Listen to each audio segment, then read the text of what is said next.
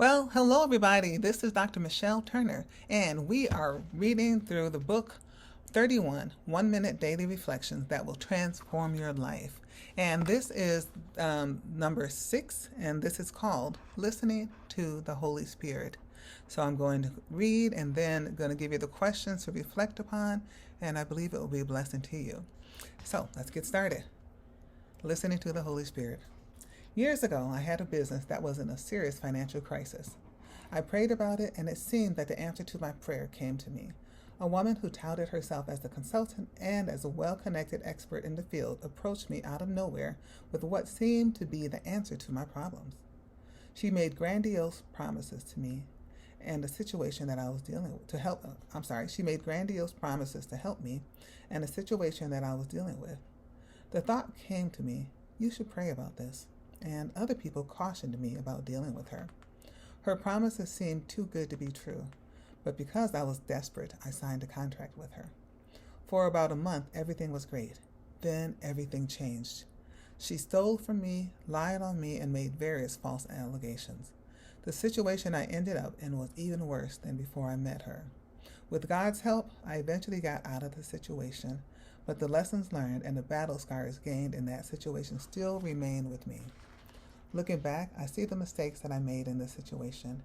Even though I had been praying, I needed to listen to the Holy Spirit.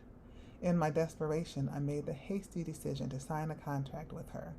James 1:5 says, "If any of you lack wisdom, let him ask God. He will freely give you the wisdom that you need." I needed wisdom in a situation. Also, when my friends were trying to give me advice, I should have listened to what they were saying. Proverbs 11:14 says, "Where no counsel is, people fall, but in the multitude of counselors there is safety."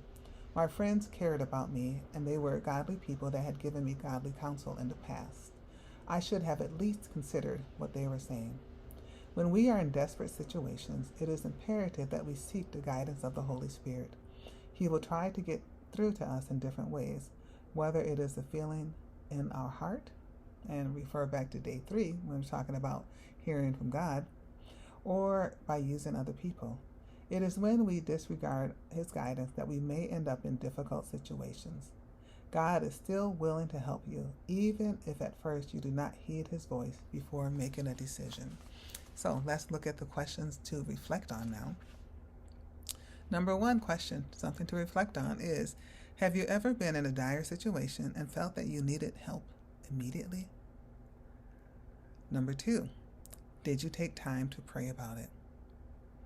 Number 3, did you feel so much pressure that you made a bad decision? And the last thing to reflect on today is, what do you think you would do differently this time? Those are things to think about. So, God bless you.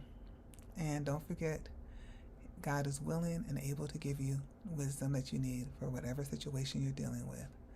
And so, God bless you. Have a great day.